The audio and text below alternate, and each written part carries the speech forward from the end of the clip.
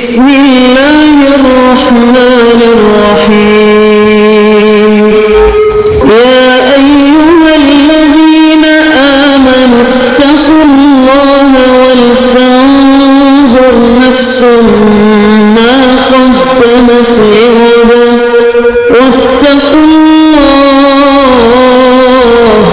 إن الله خبير بما تعملون. اے ایمان والو، اللہ سے ڈرتے رہو اور ہر شخص کو دیکھنا چاہیے کہ اس نے کل یعنی آخرت کے لیے کیا سامان بھیجا ہے، اور ہم پھر کہتے ہیں کہ اللہ سے ڈرتے رہو، بے شک اللہ تمہارے سب اعمال سے خبردار ہے.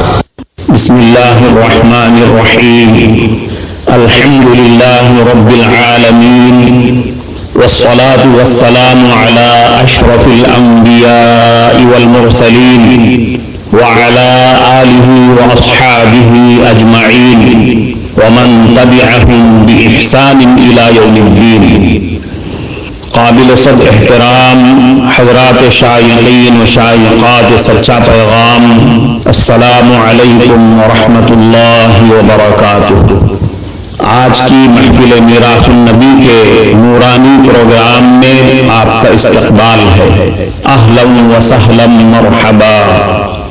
ہم آپ تمام حضرات و مستورات کا خیر مقدم کرتے ہیں. محترم حضرات و خواتین، تعلیم کا آغاز ہو رہا ہے.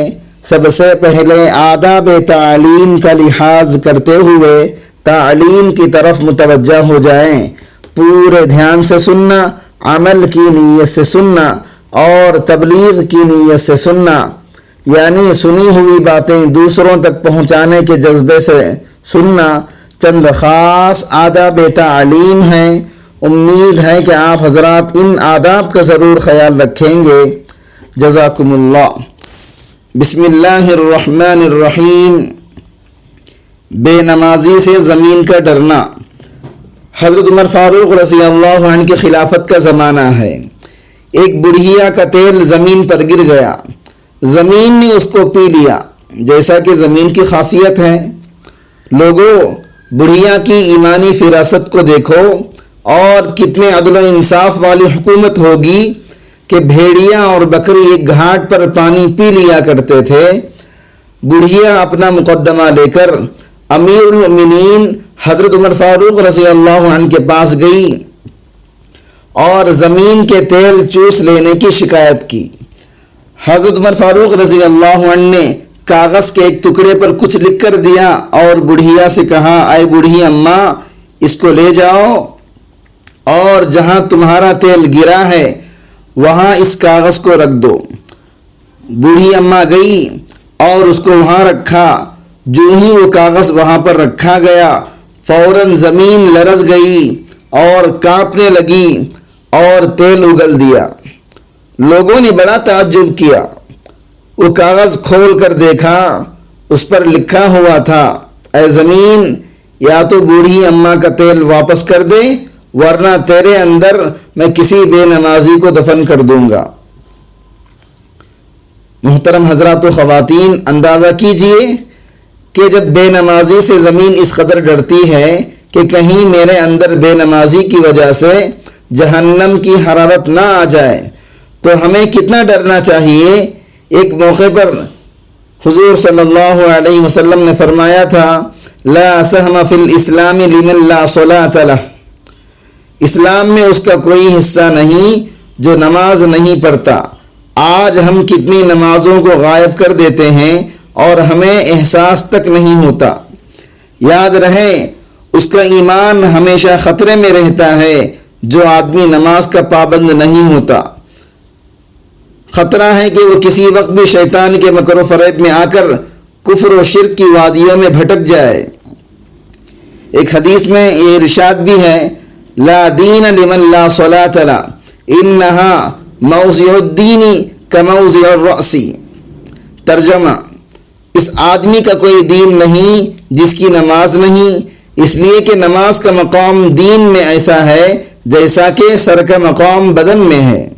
ہائے افسوس، آج ہمارے دلوں سے نماز کی اہمیت نکل گئی. ایک زمانہ تھا نماز کے قضا کرنے کا بھی تصور دل میں نہیں آیا کرتا تھا۔ صحابہ کرام کی تاریخ اٹھا کر دیکھو، ایسے ایسے واقعات سے لبریز ملیں گے۔ تابعین کے حالات کو دیکھ لیجئے، 40 سال تک مسلسل عشاء کے وضو سے فجر کی نماز پڑھنے والے تو مل جائیں گے، لیکن نماز چھوڑنے والا کوئی بھی نہیں ملے گا۔ اولیاء کرام کی زندگیوں کو دیکھو، ایمان تازہ ہو جائے گا۔ آپ دور نہ جائیں، قریب ہی زمانے کا واقعہ ہے۔ فقیہ العصر امام ربانی حضرت مولانا رشید احمد گنگوہی نور اللہ مرقدہ کو آپ جانتے ہوں گے۔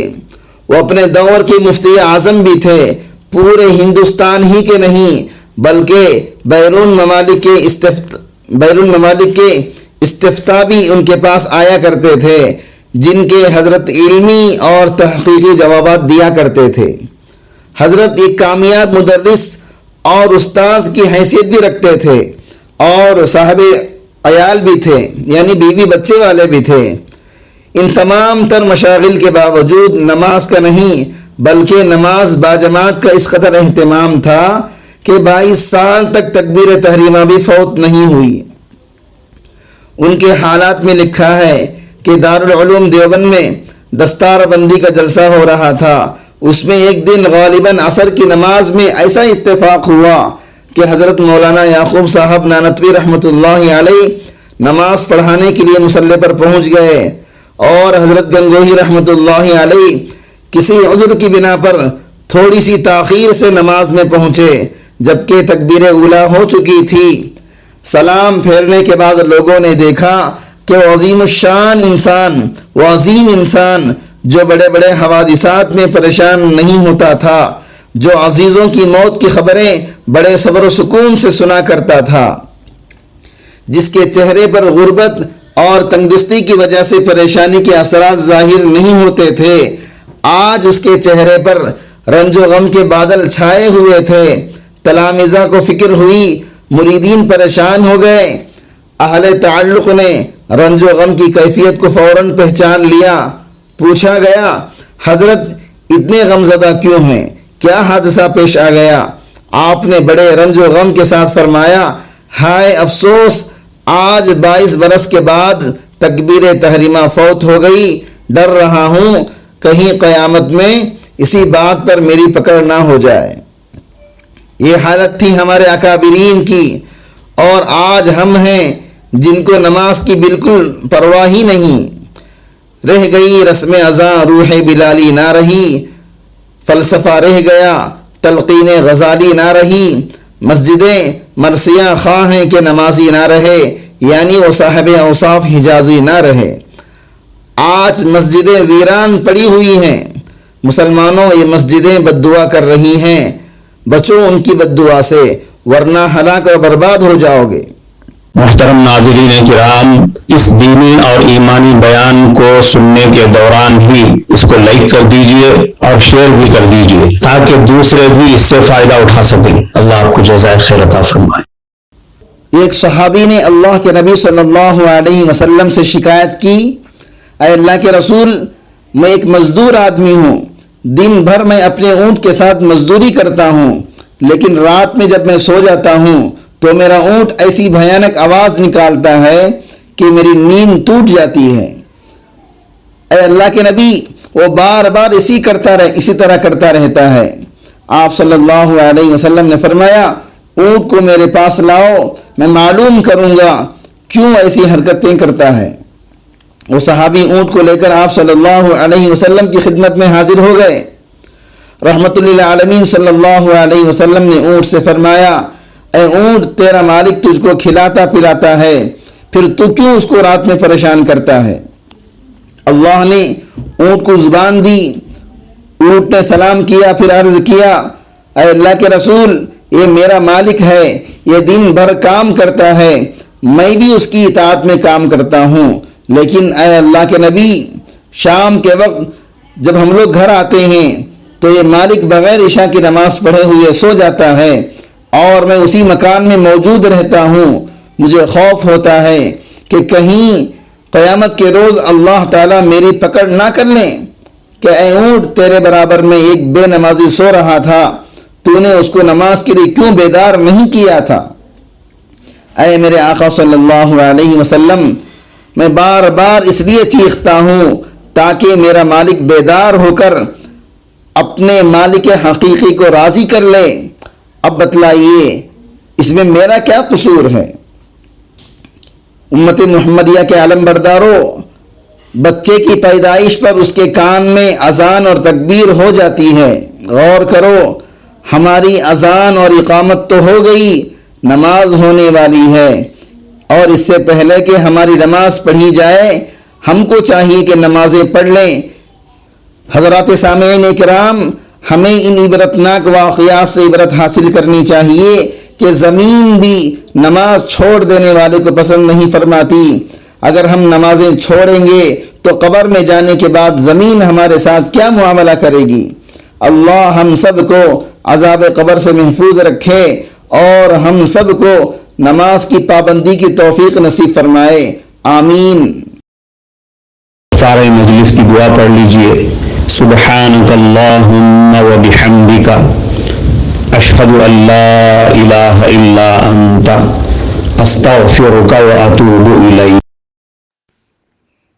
معزز شائقین و شائقات سچا پیغام، آپ کو اندازہ لگ گیا ہوگا کہ یہ مضمون کتنا اہم ہے اور کس قدر فائدہ مند ہے۔ کم سے کم درجے میں سوشل میڈیا کے ذریعے سے بھی ہم اس کو زیادہ سے زیادہ شیئر کریں گے تو دعوت کے فریضے کی کوششوں میں ہم بھی اپنا کچھ حصہ ڈالنے والے بن سکتے ہیں۔